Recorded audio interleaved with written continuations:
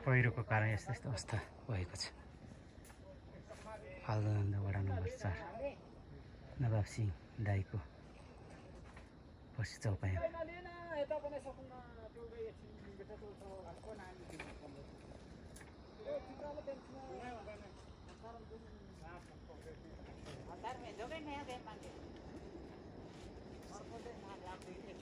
बचेको गाईहरूको गोठ निर्माण